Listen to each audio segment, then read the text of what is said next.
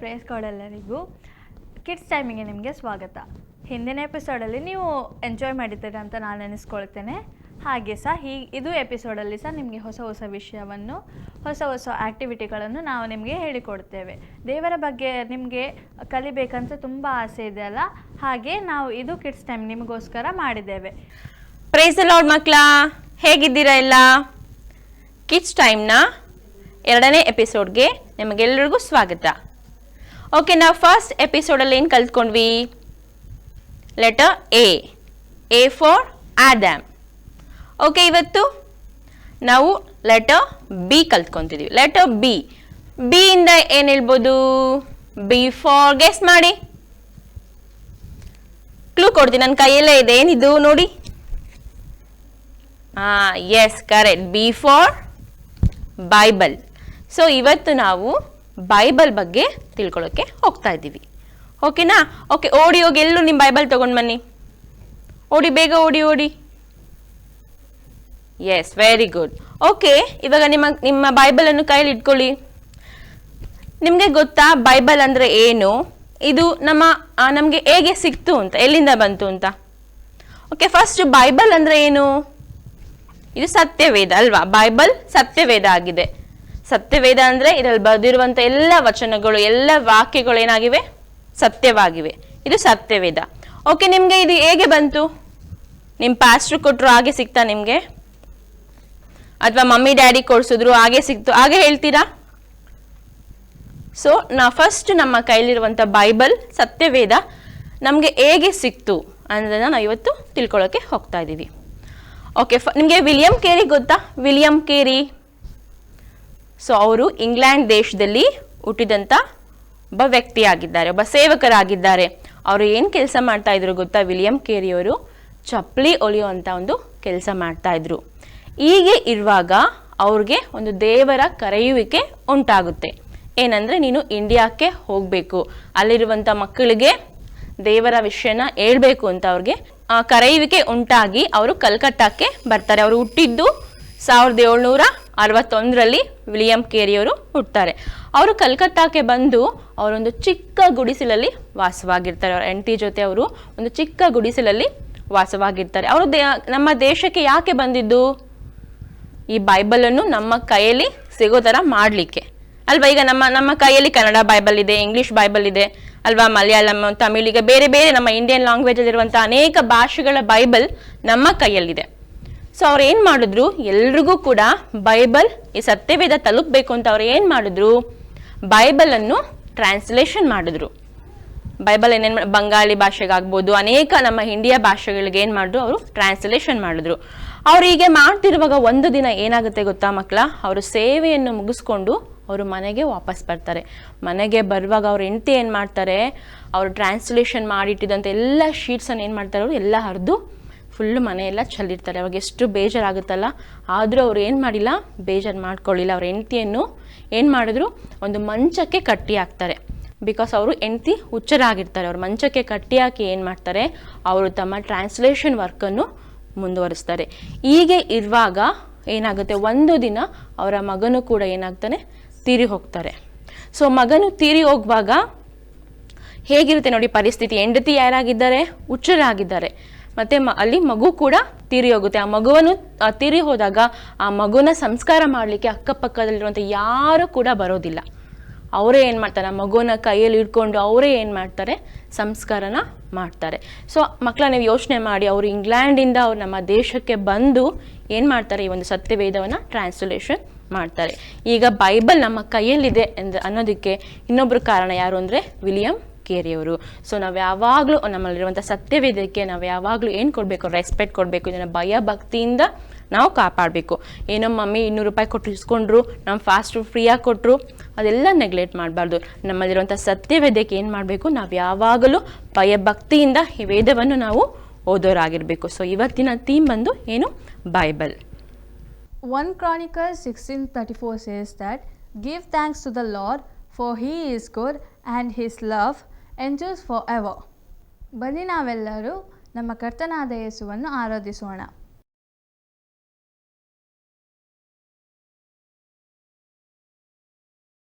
Price the lord ಮಕ್ಕಳೇ, ಇವತ್ತಿನ hallelujah ಆರಾಧನೆ ಭಾಗ ನಿಮ್ಮನ್ನು ಸ್ವಾಗತಿಸುತ್ತೇನೆ. ದೇವರನ್ನು ನಮ್ಮ ಕುರುಬನಾಗಿ ಇಟ್ಟುಕೊಂಡು ಹಲ್ಲೆಲೂಯಾ ನಾವು ನಮ್ಮ ಜೀವನದಲ್ಲಿ ಇರುವುದಾಗಿದ್ದರೆ ಅದರಲ್ಲಿ ನಾವು ಯಾವುದು ಕೊರತೆ ಪಡುವುದು ಬೇಕಾಗಿಲ್ಲ. ದೇವರ ವಾಕ್ಯ ಈ ರೀತಿ ಹೇಳುತ್ತದೆ, ಕೀರ್ತನೆ 23ರಲ್ಲಿ, ಯೆಹೋವನು ನನ್ನ ಕುರುಬನು, ನಾನು ಕೊರತೆ ಪಡನೆಂಬುದಾಗಿ. ಹಲ್ಲೆಲೂಯಾ. ಆಗ ಆತನ ಕುರುಬನಾಗಿರುವಾಗ ನಾವು ಯಾವ ವಿಷಯಗೂ ಹಲ್ಲೆಲೂಯಾ ಕೊರತೆ ಪಡದೆ ನಾವು ಮುಂದೆ ಸಾಗೋಣ. ಹಲ್ಲೆಲೂಯಾ. ಆತನನ್ನು ನಾವು ಆರಾಧಿಸೋಣವೇ. ಒಳ್ಳೆ ಕುರುಬ ನೀನು ಕುರಿ ನಾನು ಎಂಬ ಹಾಡನ್ನು ಹಾಡಿ ಆತನ ನಾಮವನ್ನು ಕೀರ್ತಿಸೋಣ.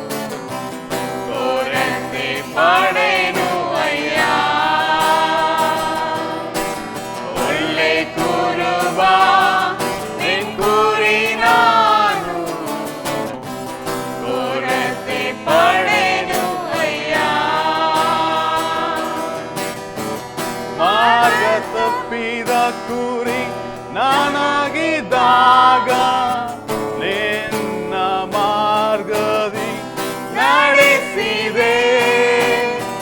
ಮಾರ್ಗ ತಪ್ಪಿದ ಕುರಿ ನಾನಾಗಿದ್ದಾಗ ನಿನ್ನ ಮಾರ್ಗದಿ ನಡೆಸಿದೆ.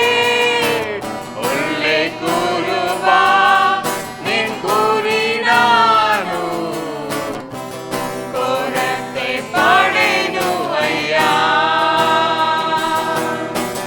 ಒಳ್ಳೆ ಕುರುಬ ನಿನ್ ಕುರಿ ನಾನು ಕೊರತೆ ಪಡೆನು ಅಯ್ಯ. ಪ್ರೀತಿಯಿಲ್ಲದೆ ಜೀವಿಸಿದೆ ನಾನು, ನಿನ್ನ ಪ್ರೀತಿಯ ತೋರಿಸಿದೆ. ಪ್ರೀತಿಯಿಲ್ಲದೆ ಜೀವಿಸಿದೆ ನಾನು, ನಿನ್ನ ಪ್ರೀತಿಯ ತೋರಿಸಿದೆ. ಒಳ್ಳೆ ಕುರುಬ ನಿನ್ ಕುರಿ ನಾನು ಕೊರತೆ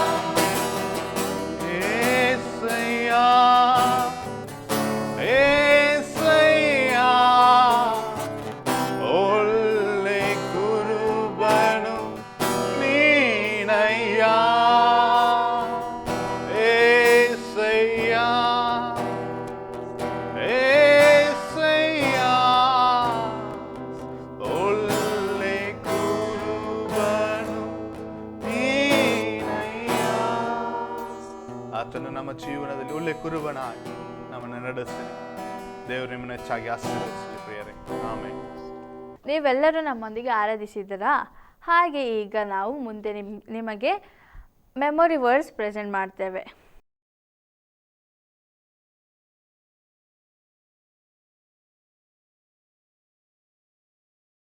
ಪ್ರೈಸ್ ದ ಲಾರ್ಡ್. ವಾಕ್ಯ ಟೈಮ್ಗೆ ನಿಮಗೆಲ್ಲರಿಗೂ ಸ್ವಾಗತ. ಇವತ್ತು ನಾವು ಕಂಠಪಾಠ ವಾಕ್ಯ ಕಡೆಗೆ ಹೋಗ್ತಾ ಇದ್ದೀವಿ. ಲಾಸ್ಟ್ ವೀಕ್ ಹೇಳ್ಕೊಟ್ಟ ವಾಕ್ಯ ನೀವೆಲ್ಲ ಕಲ್ತಿದ್ದೀರಾ ಅಂತ ಅಂದ್ಕೊಂಡಿದ್ದೀವಿ. ಕಲಿಬೇಕು. ಓಕೆ, ವಾಕ್ಯ ಕಲಿಯೋದು ತುಂಬ ಆಶೀರ್ವಾದಕರವಾದ ವಿಷಯ. ಸೊ ಇವತ್ತಿನ ಹೇಳಿಕೊಡುವಂಥ ವಾಕ್ಯ ಕೂಡ ನೀವು ಕಂಠಪಾಠ ಮಾಡ್ಕೊಳ್ತೀರಾ ಅಂತ ಅಂದ್ಕೊಂಡಿದ್ದೀವಿ. ಓಕೆ, ಇವತ್ತು ನಾವು ಕಂಠಪಾಠ ಮಾಡಬೇಕಾಗಿರೋ ವಾಕ್ಯ ಯೋಹಾನ 1:1. ಆದಿಯಲ್ಲಿ ವಾಕ್ಯವಿತ್ತು, ಆ ವಾಕ್ಯವು ದೇವರ ಬಳಿಯಲ್ಲಿತ್ತು, ಆ ವಾಕ್ಯವೇ ದೇವರಾಗಿತ್ತು. ಓಕೆ, ತುಂಬ ಇಂಪಾರ್ಟೆಂಟ್ ಆಗಿರೋ ಒಂದು ವಾಕ್ಯ ಇದು. ನೀವು ಕಂಠಪಾಠ ಮಾಡಲೇಬೇಕಾಗಿರುವಂಥ ಒಂದು ವಾಕ್ಯ. ಎಲ್ಲರೂ ನನ್ನ ಜೊತೆ ಹೇಳಿ. ಆದಿಯಲ್ಲಿ ವಾಕ್ಯವಿತ್ತು, ಆ ವಾಕ್ಯವು ದೇವರ ಬಳಿಯಲ್ಲಿತ್ತು, ಆ ವಾಕ್ಯವೇ ದೇವರಾಗಿತ್ತು. ಓಕೆ, ಯೋಹಾನ 1:1. ನೀವೆಲ್ಲರೂ ವಾಕ್ಯಗಳನ್ನು ಕಂಠಪಾಠ ಮಾಡಿ ದೇವರಿಂದ ಆಶೀರ್ವಾದ ಹೊಂದುತ್ತೀರಾ ಅಂತ ನಂಬ್ತೀವಿ. Thank you for watching. ಮಕ್ಕಳೇ, ನೀವೆಲ್ಲರೂ ಮೆಮೊರಿ ವರ್ಡ್ಸನ್ನು ಕೇಳ್ಕೊಂಡ್ರಾ? ಕೇಳ್ಕೊಂಡಿದ್ದೇನೆ ಅಂತ ಎನಿಸ್ಕೊಳ್ತೇನೆ. ಹಾಗೆ ಈಗ ಮುಂದಿನ ಆ್ಯಕ್ಟಿವಿಟಿ ಬೈಬಲ್ ಕ್ವಿಜ್. ಬೈಬಲ್ ಕ್ವಿಝಲ್ಲಿ ನಿಮಗೆ ಬೇರೆ ಬೇರೆ ಟೈಪದು ಕ್ವೆಶನನ್ನು ನಾವು ಕೇಳ್ಕೊಳ್ತೇವೆ. ಅದರಲ್ಲಿ ನೀವು ಬೇಗ ಬೇಗ ಆನ್ಸರನ್ನು ಟೈಪ್ ಮಾಡಿ ನಮಗೆ ಕಳಿಸ್ಬೇಕು. ಓಕೆನಾ? ರೆಡಿನಾ ನೀವು?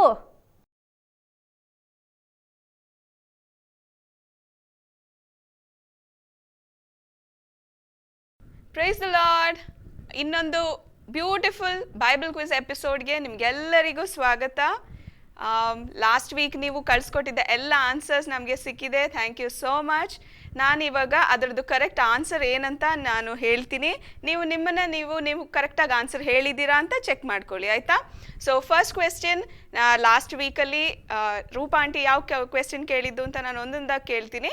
Okay, so the first question, ದೇವರು ಈ ಪ್ರಪಂಚವನ್ನು ಸೃಷ್ಟಿ ಮಾಡಲು ಎಷ್ಟು ದಿನ ತೆಗೆದುಕೊಂಡ್ರು? ಓಕೆ, ಅದು ಆಗಿತ್ತು ಫಸ್ಟ್ ಕ್ವೆಶ್ಚನ್. ಅದರ ಆನ್ಸರ್ 6 days.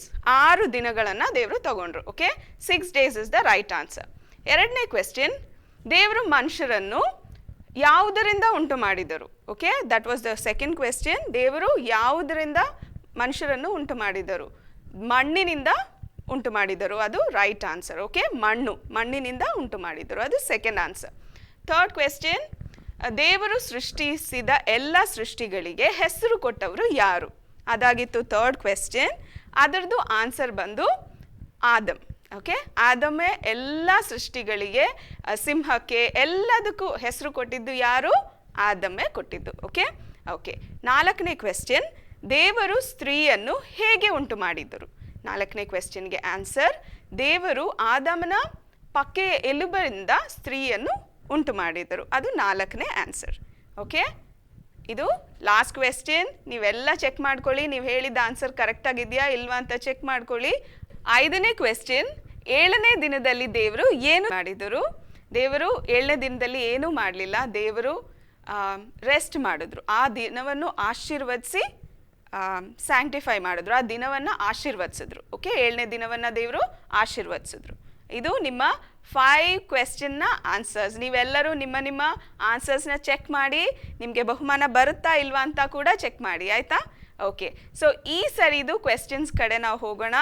ಎಲ್ಲರೂ ನಿಮ್ಮ ಬೈಬಲ್ಸ್, ನಿಮ್ಮ ಫೋನ್ ಎಲ್ಲ ರೆಡಿ ಮಾಡಿಟ್ಕೊಳ್ಳಿ. ನೀವೆಲ್ಲಾದರೂ ನೋಟ್ ಮಾಡಿಟ್ಕೊಳ್ಳಿ, ನೀವೇನು ಆನ್ಸರ್ಸ್ ಹೇಳ್ತಾ ಇದ್ದೀರಾ, ಕಳಿಸ್ತಾ ಇದ್ದೀರಾ ಅಂತ. Okay, so the first question, ಬೈಬಲ್ನಲ್ಲಿ ಎಷ್ಟು ಪುಸ್ತಕಗಳಿದೆ? ಓಕೆ, ಸೊ ಬೈಬಲ್ನ ಹೋಲ್ ಬುಕ್ಕಲ್ಲಿ ಎಷ್ಟು ಪುಸ್ತಕಗಳಿದೆ? ಅದು ನಿಮ್ಮ ಫಸ್ಟ್ ಕ್ವೆಶ್ಚನ್. ಸೊ ಬೇಗ ನಿಮಗೆ ಆನ್ಸರ್ಸ್ ಗೊತ್ತಿದ್ರೆ ಬೇಗ ಫೋನ್ ನಂಬರ್ಸ್ಗೆ ನೀವು ನಿಮ್ಮ ಆನ್ಸರ್ಸ್ನ ಕಳಿಸ್ಕೊಡ್ಬೋದು. Okay, that was your first question. Okay, ಈಗ ನಾವು ಎರಡನೇ ಕ್ವೆಶ್ಚನ್ಗೆ ಹೋಗೋಣ. ಸೆಕೆಂಡ್ ಕ್ವೆಶ್ಚನ್, ಬೈಬಲ್ನಲ್ಲಿ ಎಷ್ಟು ಭಾಗಗಳಿವೆ? ಓಕೆ, ಎಷ್ಟು ಒಡಂಬಡಿಕೆಗಳಿವೆ, ಎಷ್ಟು ಭಾಗಗಳಿವೆ? ಸೊ ಬೈಬಲ್ನಲ್ಲಿ ಎಷ್ಟು ಭಾಗಗಳಿದೆ? ಅದು ನಿಮ್ಮ second question. Okay, third question, ಹಳೆ ಒಡಂಬಡಿಕೆಯ ಕೊನೆಯ ಪುಸ್ತಕ ಯಾವುದು? ಹಳೆ ಒಡಂಬಡಿಕೆಯ ಕೊನೆಯ ಪುಸ್ತಕ ಯಾವುದು? ನಿಮ್ಮ ಥರ್ಡ್ ಕ್ವೆಶ್ಚನ್. ಓಕೆ, ಎಲ್ಲರೂ ಫೋನ್ ನಂಬರ್ಸ್ಗೆ ನೀವು ನಿಮ್ಮ ಆನ್ಸರ್ಸ್ನ ಕಳಿಸ್ಕೊಡಿ, ಮರಿಬೇಡಿ. Okay, next we are going to the fourth question. Fourth question, ಮೋಶೆ ಬರೆದ 5 ಪುಸ್ತಕಗಳು ಯಾವುದು? ಮೋಶೆ ಬರೆದ 5 ಪುಸ್ತಕಗಳು ಯಾವುದು? ನಿಮ್ಮ 4ನೇ ಕ್ವೆಶ್ಚನ್. ಓಕೆ, ಈಗ ನಾವು 5th ಕ್ವೆಶ್ಚನ್ಗೆ ಹೋಗೋಣ. ಸತ್ಯವೇದದ ಮಧ್ಯ ಅಧ್ಯಾಯ ಮತ್ತು ವಾಕ್ಯ ಯಾವುದು? ಆ ಕಂಪ್ಲೀಟ್ ಪುಸ್ತಕದಲ್ಲಿ ಮಧ್ಯ ಅಧ್ಯಾಯ ಮತ್ತು ವಾಕ್ಯ. ಸೊ ಒಂದೇ ಒಂದು ವಾಕ್ಯ ಅದು ನೀವು ಹೇಳಬೇಕು. ಬೇಗ ಮೆಸೇಜ್ ಮಾಡಿ, ನಿಮಗೋಸ್ಕರ ಒಂದು ಬಂಪರ್ ಪ್ರೈಸ್ ವೆಯ್ಟ್ ಮಾಡ್ತಾ ಇದೆ. ನೀವು ಬೇಗ ಬೇಗ ಕಳಿಸ್ತೀರಾ, ನಾವೆಲ್ಲರೂ ವೆಯ್ಟ್ ಮಾಡ್ತಾ ಇದ್ದೀವಿ. ಪ್ಲೀಸ್ ಬೇಗ ಬೇಗ ಕಳಿಸಿ. Thank you for watching. ನೀವೆಲ್ಲರೂ ಬೈಬಲ್ ಕ್ವಿಜ್ ಕ್ವೆಶನನ್ನು ಕೇಳ್ಕೊಂಡಿರಾ? ಹಾಗೆ ಈಗ ಮುಂದಿನ ಆ್ಯಕ್ಟಿವಿಟಿ ಏನಂದರೆ, ನಿಮಗೆಲ್ಲರಿಗೆ ಇಷ್ಟ ಆದಂಥ ಮ್ಯಾಜಿಕ್ ಶೋ. ನಾನು ಸಹ ಸಣ್ಣದಿರುವಾಗ ನಮ್ಮ ಶಾಲೆಯಲ್ಲಿ ಒಂದು ಅಂಕಲ್ ಬಂದಿದ್ದರು. ಅವರು ಎಲ್ಲ ಬೇರೆ ಬೇರೆ ರೀತಿಯದ್ದು ಮ್ಯಾಜಿಕನ್ನು ಕಳಿಸಿ, ಬೇರೆ ಬೇರೆ ಮ್ಯಾಜಿಕನ್ನು ತೋರಿಸಿ ನಮಗೆಲ್ಲರಿಗೆ ಖುಷಿಪಟ್ಟಿದ್ರು. ಲಾಸ್ಟಿಗೆ ನಮ್ಮನ್ನು ಎಲ್ಲರಿಗೆ ಅಂತ ಚಾಕ್ಲೇಟ್ ಸಹ ಕೊಟ್ಟಿದ್ರು. ಅದಕ್ಕಾಗಿ ನಿಮಗೆಲ್ಲರಿಗೆ ಸಹ ಮ್ಯಾಜಿಕ್ ಶೋ ಇಷ್ಟ ಅಂತ ನಾವು ನಿಮಗೋಸ್ಕರ ಬೇರೆ ಬೇರೆಯದ್ದು ಮ್ಯಾಜಿಕ್ ಶೋವನ್ನು ತಂದಿದ್ದೇವೆ.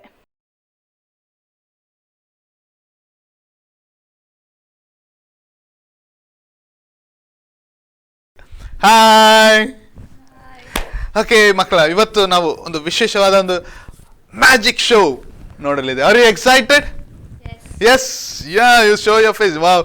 ಓಕೆ, ಈಗ ನಾವು ಒಳ್ಳೆ ವಿಶೇಷವಾದ ಒಂದು ಮ್ಯಾಜಿಕ್ ಶೋಗೆ ಹೋಗಲಿದ್ದೇವೆ. ಓಕೆ, ಈಗ ನಾನು ಟೇಬಲಲ್ಲಿ ಒಂದು ಇದೆ ನೋಡಿದ್ರಾ? ಹಾಂ, ಏನಿದೆ ಇಲ್ಲಿ? ಕರ್ಚಿಪ್. ಯಾ, ಹ್ಯಾಂಡ್ ಕರ್ಚಿಪ್ ಅಲ್ವಾ? It's not kerchief, it's a magic cloth. Magic cloth, ಬಟ್ಟೆ. ಓಕೆ, ಸೊ ನನ್ನ ಮ್ಯಾಜಿಕ್ ಸ್ಟಿಕ್ ಇಟ್ಟಿದೆ. ಎಲ್ಲೋ ಮ್ಯಾಜಿಕ್ ಸ್ಟಿಕ್ ಇಟ್ಟಿದೆ. ಇಲ್ಲ ಇಟ್ಟಿದೆಲ್ಲ. Come on, got it.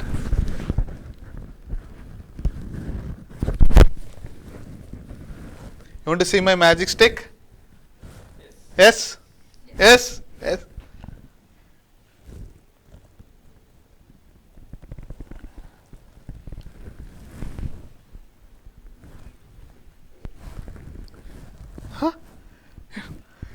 ಎಲ್ಲ ನಗಿತಾ ಇದ್ದೀರಾ? This is my magic stick. Come on.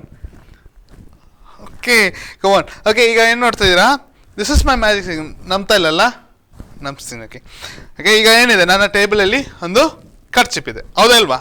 Okay, ಈ ಖರ್ಚಿಪ್ ಬಂದು ಏನು, ನಮ್ಮ ಲೋಕಕ್ಕೆ ನಾವೇನು ಮಾಡ್ತೀವಿ, ಒಳಗೊಳಿಸುತ್ತೇವೆ. ಈ ಲೋಕವನ್ನು ಒಳಗೊಳಿಸಿ ಈ ಖರ್ಚಿಪನ್ನು ಇಡ್ತಾ ಇದ್ದೇನೆ. ಓಕೆ, ಈ ಮ್ಯಾಜಿಕ್ ಸ್ಟಿಕ್, ಓಕೆ, ಇದು ಮ್ಯಾಜಿಕ್ ಸ್ಟಿಕ್, ಇದು ನಮ್ಮ ಜೀವ ಏನಿದೆ, ಅವರ್ ಲೈಫ್. ಓಕೆ, ನಾವು ಈ ಜೀವವನ್ನು ನಾವು ಎಲ್ಲಿದೆ? ನಮ್ಮ ಜೀವವು ಈಗ ಲೋಕದಲ್ಲಿ ಇದೆ, ಹೌದಲ್ಲ ಮಕ್ಕಳೇ? ನಮ್ಮ ಜೀವ ಎಲ್ಲಿದೆ? ಲೋಕದಲ್ಲಿ ಇದೆ, ಹೌದಾ? ಓಕೆ, ಈ ಲೋಕದಲ್ಲಿರುವಾಗ ನಮ್ಮ ಜೀವವು ಏನಾಗುತ್ತೆ? ಈ ಲೋಕದಲ್ಲಿರುವ ಕಾರ್ಯದಲ್ಲಿ ನಾವೇನು ಮಾಡುತ್ತೇವೆ? ಒಳಗಾಗುತ್ತೇವೆ, ಹೌದಾ ಅಲ್ವಾ? ಲೋಕದಲ್ಲಿ ಇರುವಾಗ ನಮ್ಗೇನಿದೆ? ಕಷ್ಟಗಳುಂಟು, ಹೌದಲ್ವಾ? ಕಷ್ಟ ಉಂಟಾ ಇಲ್ವಾ? ಇದೆ. ಓಕೆ, ಈಗ ನಾವೇನಿದ್ದೇವೆ? ಈಗ ಲೋಕದಲ್ಲಿ ಇದ್ದೇವೆ. ಈಗ ಕಷ್ಟಗಳು ಬರುವಾಗ, ನಮಗೆ ಸಂಕಟಗಳು ಬರುವಾಗ ನಾವೇನಾಗುತ್ತೇವೆ? ನಾವು ಕುಗ್ಗಿ ಹೋಗುತ್ತೇವೆ. ಕುಗ್ಗಿ ಹೋದರೆ ನಮ್ಮ ಮನಸ್ಸು ಮುರಿಯುತ್ತೇವೆ ಅಲ್ವಾ? ಮುರಿದು ಹೋಗುತ್ತೆ. ಓಕೆ, ಈಗ ಯಾರು? ರುವಾ, ಕಮ್. ರುವಾ, ಇದನ್ನು ಮುರಿಯಿರಿ. ಕಮಾನ್ ಕಮಾನ್. ಓಹ್, ಈಗ ಆಲ್ರೆಡಿ ನಮಗೇನಾಗಿದೆ? ಗಾಯ ಆಗಿದೆ. ಈ ಗಾಯದ ಮೇಲ್ಗಡೆ ತಿರ್ಗ ಇನ್ನೊಬ್ರು ಯಾರನ್ನ ಕರೆಯೋಣ? ಓಕೆ ಅಕ್ಕ, ಬಾ. ತಿರ್ಗ ನಾವೇನು ಮಾಡ್ತೀವಿ? ನೋ ಮುರಿಯಿರಿ, ತಿರ್ಗ ಬ್ರೇಕ್ ಇಟ್, ಬ್ರೇಕ್. ನಮ್ಮ ಗಾಯದ ಮೇಲೆ ನಮ್ಮ ಫ್ರೆಂಡ್ಸ್ ಏನು ಮಾಡ್ತಾರೆ? ಎಲ್ಲ ಗೇಲಿ ಮಾಡಿ ತಿರ್ಗಾ ಮುರಿತಾರೆ. ಓಕೆ, ಮುರಿದಿದೆ ನೋಡಿ, ಚೆಕ್ ಮಾಡಿ. ಈಗ ನಮ್ಮ ಜೀವ ಏನಾಗಿದೆ? ಮುರಿಬೇಕಾ ತಿರ್ಗಾ? ಕಮಾನ್. ಓಕೆ ಅಣ್ಣ, ಚೆಕ್ ಮಾಡಿ, ಮುರಿದಿದೆಯಲ್ಲ? ಮುರಿದಿದೆಯಲ್ವಾ? ಓಕೆ, ನೋಡಿ ಮಕ್ಕಳೇ, ನಾನು ಏನು ಮಾಡಿದ್ದಾರೆ? ಈಗ ಎಲ್ಲ ಇವರು ಮುರಿದಿದ್ದಾರೆ. ಓಕೆ, ಅದೇ ರೀತಿ ನಾವು ನಮ್ಮ ಜೀವನದಲ್ಲಿ ಸಂಕಟಗಳು, ಕಷ್ಟಗಳು, ದುಃಖಗಳು ಬರುವಾಗ ನಾವು ಮುರಿದವರಾಗಿ ಇರುತ್ತೇವೆ, ಹೌದಲ್ವಾ? ಎಸ್. ಆದರೆ ನಮ್ಮ ಜೀವನದಲ್ಲಿ ದೇವರು ಇರುವುದಾಗಿದ್ದರೆ, ನಮ್ಮ ಸಂಕಟದ ಸಮಯದಲ್ಲಿ ಆದರೂ ಸರಿ, ನಮ್ಮದು ದುಃಖದ ಸಮಯದಲ್ಲಿ ಆದರೂ ಸರಿ, ನಾವು ದೇವರೊಟ್ಟಿಗೆ ಇರುವುದಾಗಿದ್ದರೆ ನಮ್ಮ ಜೀವ ಏನಾಗಿರುತ್ತದೆ? ಏನಾಗಿರುತ್ತದೆ? Let's see.